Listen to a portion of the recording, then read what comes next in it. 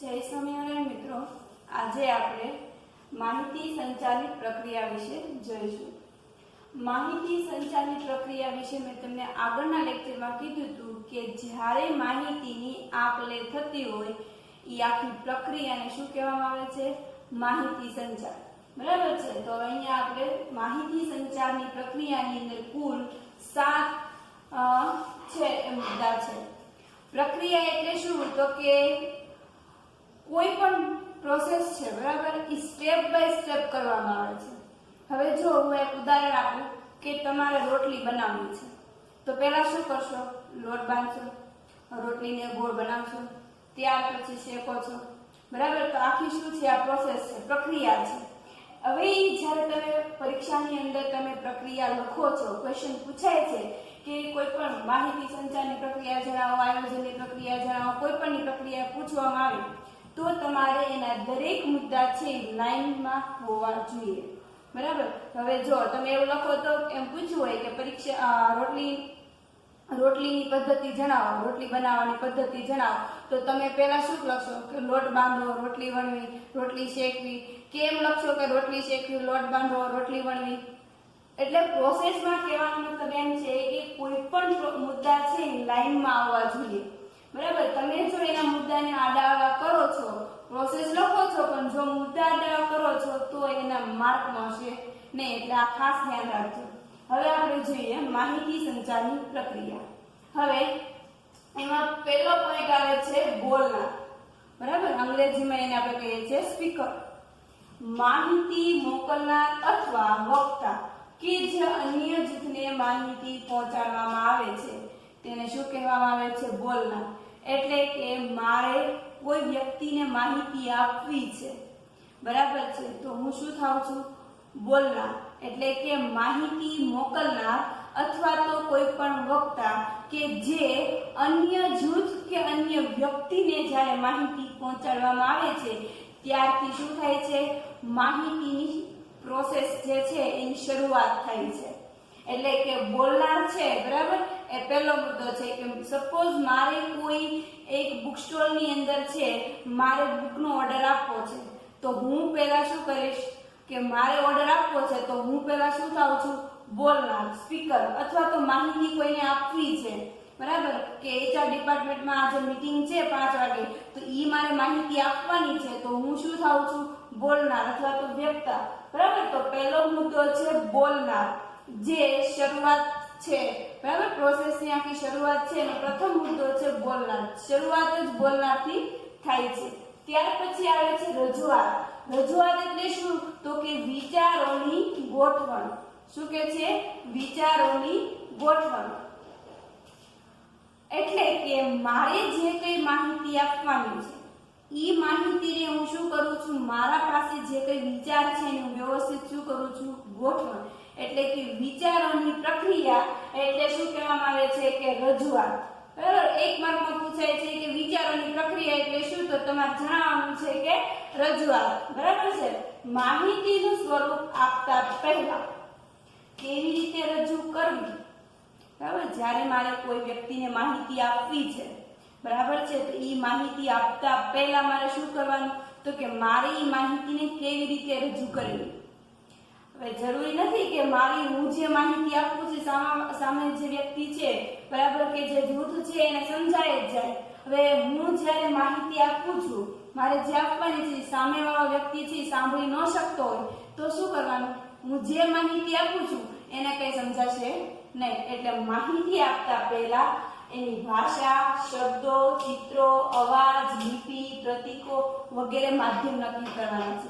કે મારે માહિતી પહોંચાડવી છે તો શબ્દો દ્વારા. ભાષા તો કે કેવા ભાષા? અંગ્રેજી, ગુજરાતી, હિન્દી, બરાબર છે, વગેરે કઈ ભાષામાં મારે માહિતી આપવી છે. ચિત્રો દ્વારા રજૂ કરી શકો છો, બરાબર. કે ચિત્રોમાં શું આવે? તો કે તમે કોઈ એનિમેશન મૂકી શકો છો, બરાબર, કે કોઈ પ્રોજેક્ટ દ્વારા, આલેખ દ્વારા તમે વગેરે રીતે માહિતી આપી શકો છો. લિપિ, પ્રતીકો, આ વગેરે માધ્યમો દ્વારા તમારે શું કરવાનું છે? કે તમારી અંદર જે માહિતી આપવાની છે એ માહિતીની રજૂઆત કરવાની છે. એટલે કે અલગ અલગ માધ્યમો દ્વારા તમારે શું કરવાનું છે? માહિતીની રજૂઆત કરવાની છે. આ રીતે માહિતીની રજૂઆત કરવાની છે જે વિચારોની પ્રક્રિયા છે એને શું કહેવામાં આવે છે? રજૂઆત. ત્યાર પછી મુદ્દો આવે છે સંદેશો અને માહિતી. સંદેશો એટલે શું? માહિતી એટલે શું? તો કે તમે જે વિચાર, મેસેજ કહીએ છીએ અંગ્રેજીમાં, કે મારે જે ખરેખર મેસેજ છે આપવાનો છે, બરાબર, કે HR ડિપાર્ટમેન્ટમાં આજે 5 વાગે મીટિંગ છે, તો બધા જ કર્મચારીઓ હાજર રહેવું. આ મારી પાસે શું થયો? માહિતી થઈ, સંદેશો તો કે જે મારે બીજી વ્યક્તિને આપવાનો છે, બરાબર. તો આ જે માહિતી છે એ વિવિધ સાધનો, ઉપકરણો, માધ્યમ દ્વારા વક્તા વિચારને યોગ્ય રીતે રજૂઆત કરે તો તેને સંદેશો કે માહિતી કહે છે. ફરીથી યાદ રાખજો કે વિવિધ સાધનો દ્વારા, સાધનો એટલે કોને સાધનો કહેવાય? તો કે ચિત્ર છે, બરાબર છે, લિપિ છે, ભાષા છે, અવાજ છે, શબ્દો છે, વગેરે સાધનો દ્વારા, ઉપકરણો દ્વારા, વિવિધ માધ્યમો દ્વારા ઈ જ્યારે વ્યક્તા છે ઈ એના વિચારને યોગ્ય રીતે રજૂઆત કરે, બરાબર, તો તેને શું કહેવામાં આવે છે? સંદેશો કે માહિતી, જેને અંગ્રેજીમાં કહેવાય છે મેસેજ.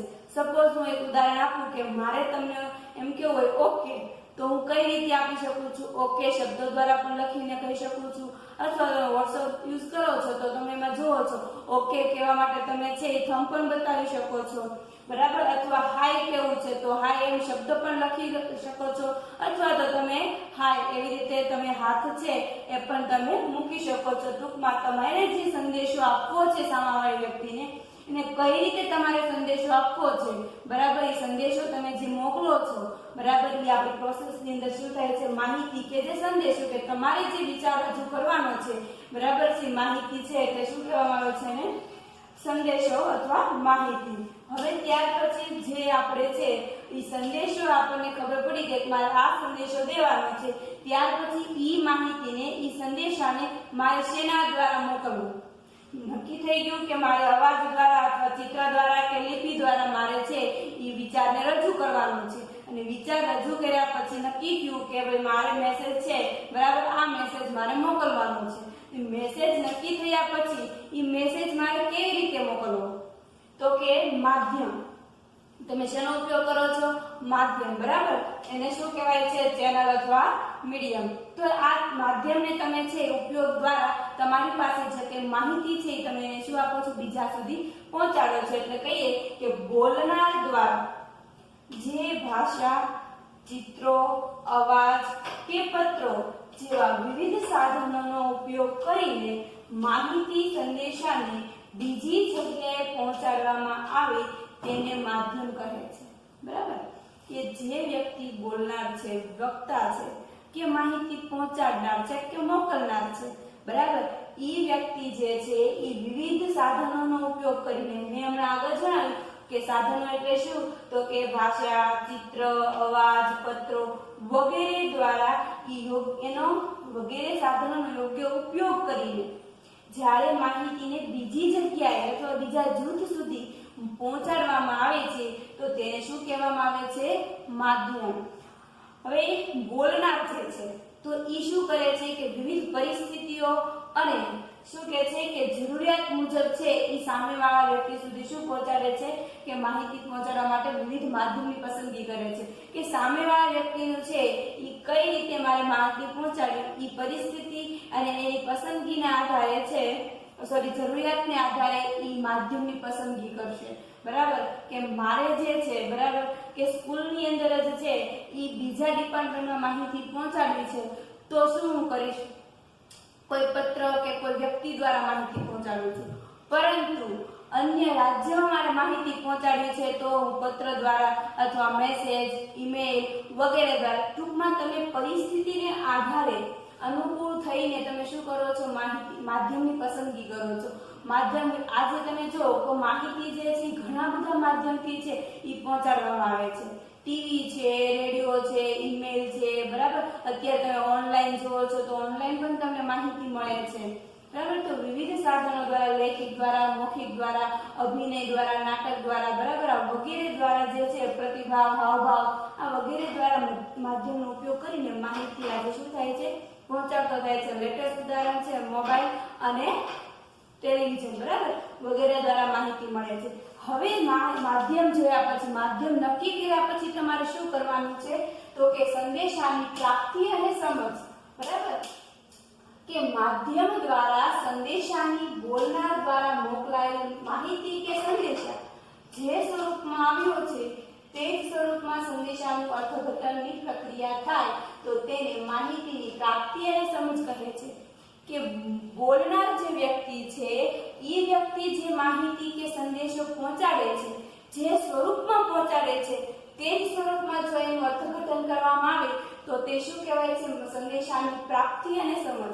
એટલે કે તમારી પાસે જે સંદેશો પ્રાપ્ત થાય છે એને સમજવાનો છે, બરાબર, કે જે સ્વરૂપમાં મોકલવામાં આવે છે એ જ સ્વરૂપમાં અર્થઘટન થાય તો શું કહેવાય કે બરાબર તમને માહિતી પ્રાપ્ત થઈ છે અથવા તો તમને જે કંઈ સંદેશો મળ્યો છે કે જે કંઈ માહિતી મળી છે તમને શું થઈ છે કે સમજણ છે એમ. એટલે કે જે કંઈ માધ્યમ દ્વારા તમે જે કંઈ સંદેશોને મોકલો છો એની સમજ જે સ્વરૂપમાં થઈ છે તે જ સ્વરૂપમાં અર્થઘટન થવું જોઈએ, બરાબર. ઘણીવાર એવું થતું હોય કે મીટિંગનું આયોજન કરવામાં આવે તો કહેવામાં આવે કે 7 AM એવું ન લખવામાં આવે કે PM એવું ન લખવામાં આવે, ખાલી એમ કહેવામાં આવે કે મીટિંગ છે એનું આયોજન 7 વાગે થયેલ છે. તો તમે શું સમજો કે AM કે PM, બરાબર. એટલે કે જે માહિતી તમને મળે છે એનું યોગ્ય રીતે જો સમજ થાય તો તમને માહિતી છે એ ખરા અર્થમાં સમજાણી છે. ત્યાર પછી આવે છે સાંભળનાર, જેને રિસીવર કહીએ છીએ. એટલે કે બોલનાર દ્વારા જે માહિતી કે સંદેશો મોકલવામાં આવે છે તે પ્રાપ્ત કરનારને માહિતી મેળવનાર કે શ્રોતા કહે છે. શું કહેવામાં આવે છે કે બોલનાર વ્યક્તિ કે જે માહિતી પહોંચાડે છે અથવા તો માહિતી મોકલે છે એ વ્યક્તિ જે બીજા સુધી પહોંચાડે છે, એટલે કે જે માહિતી મોકલે છે, જે વ્યક્તિ પ્રાપ્ત કરે છે એ વ્યક્તિને શું કહેવામાં આવે છે? માહિતી મેળવનાર કે પછી શ્રોતા કહેવામાં આવે છે, બરાબર. તેને અનુલક્ષીને આ પ્રક્રિયા જે છે માહિતી સંચાર હાથ ધરવામાં આવે છે કે સામેવાળા વ્યક્તિ કઈ રીતે માહિતી સમજી શકે છે. હવે જો વ્યક્તિ છે બોલી શકતો ન હોય, સાંભળી શકતો ન હોય તો તેના દ્વારા તમે માહિતી કેવી રીતે મોકલો છો, બરાબર. નાના બાળકો હોય તો એની સુધી તમે કેવી રીતે માહિતી પહોંચાડો છો? અને નાના બાળકો હોય એની સામે મોટું જ્ઞાન તમે બોલો તો એને કઈ ના ખબર પડે. તો એની માટે તમારે ચિત્ર, નાટક, અભિનય દ્વારા તમારે માહિતી મોકલવી પડે. અને જો કોઈ તમે પ્રોફેશનલ લાઈફમાં તમારે કોઈ માહિતી મોકલવાની હોય તો એ રીતે માહિતી મોકલવાની છે. એટલે કે તમે સામેવાળા સાંભળનાર વ્યક્તિ જે છે એને અનુલક્ષીને માહિતી સંચારની આખી શું થાય છે પ્રક્રિયા છે એ હાથ ધરવામાં આવે છે. ત્યાર પછી સાંભળનાર વ્યક્તિ છે એ પૂરું થાય ત્યાર પછી પ્રતિભાવ, જેને આપણે કહીએ છીએ ફીડબેક. એટલે કે માહિતી સંચારની પ્રક્રિયા આગળ ને આગળ શું થાય છે આમ વધતી જાય છે અને સાંભળનારનો જવાબ મળતા જ પૂરી થાય છે, બરાબર. કે માહિતી મોકલનારથી એટલે કે બોલનારથી સાંભળનાર સુધી માહિતી મળે છે. ત્યાર પછી જે સાંભળનાર વ્યક્તિ છે એ બોલનારને જ્યારે એનો પ્રતિભાવ એટલે કે એ માહિતીનો જવાબ આપે છે ત્યારે આ પ્રક્રિયાથી શું થાય છે? પૂર્ણ થાય છે. એટલે કે એનો જવાબ જો આપણને મળે એટલે કે પ્રતિભાવ એનો મળે ત્યારે આખી પ્રક્રિયા શું થાય છે? પૂર્ણ થાય છે. અને આ પ્રતિભાવ મળવો એ ખૂબ જ અગત્યનો છે, કેમ કે એ પ્રતિભાવના આધારે જ તમારી આખી માહિતી સંચારની પ્રક્રિયા છે એના ઉપર શું થાય છે કે નક્કી થાય છે કે આ માહિતી છે એ સફળ થઈ કે નિષ્ફળ થઈ, બરાબર. તો આ જે આખો ફીડબેક છે, બરાબર, એના ઉપર આખો આધાર રાખે છે. આ માહિતી સંચારની અંદર શું છે? બે આધાર સ્તંભ છે, બોલનાર અને સાંભળનાર. હવે જોઈએ બોલનાર જ્યારે સુધી સંતુષ્ટ થાય કે નહીં, મેં જે માહિતી મોકલી એ બોલનારનો જ્યારે પ્રતિભાવ આવે ત્યારે એને સંતુષ્ટ થાય કે ના ભાઈ મેં જે માહિતી મોકલી બરાબર તમને મળી ગઈ છે. અથવા ક્યારેક શું થાય કે માહિતી તને જે મોકલી હોય એ ગેરસમજ થાય અથવા તો અધૂરી માહિતીને કારણે સામેવાળા વ્યક્તિને માહિતી ન સમજાય ત્યારે તમારી આખી માહિતી સંચાર છે કેવી જાય છે? નિષ્ફળ જાય છે. મેં હમણાં વાત કરી એમ કે મીટિંગનું આયોજન છે 7 વાગે કરેલું પણ ક્યારે સવારે કે સાંજે એ ખબર ન પડી તો માહિતી કેવી જાય છે? નિષ્ફળ જાય છે. ત્યાર પછી જોઈએ ભાષા, શબ્દો, ચિત્ર, લિપિ વગેરે સાધનો છે, બરાબર. કે એના સાધનોનો ઉપયોગ કરીને તમારે માધ્યમો એટલે કે મૌખિક, લેખિત, હાવભાવ, અભિનય, ગાન, નાટક વગેરે માધ્યમો દ્વારા અથવા તો આકૃતિઓ દ્વારા તમારે શું કરવાનું છે, માહિતીને ફરીથી કરવાનું છે, બરાબર. હવે ત્યાર પછી જોઈએ આકૃતિ, એટલે કે આખી પ્રોસેસ છે એ તમને હું છે આકૃતિ દ્વારા છે એ તમને સમજાવું છું, બરાબર, કે પ્રોસેસ કેવી રીતે કરવાનું છે. તો હવે આપણે માહિતી સંચારની આખી પ્રક્રિયા છે એ, બરાબર, પ્રોસેસ છે આપણે જોઈ લઈએ.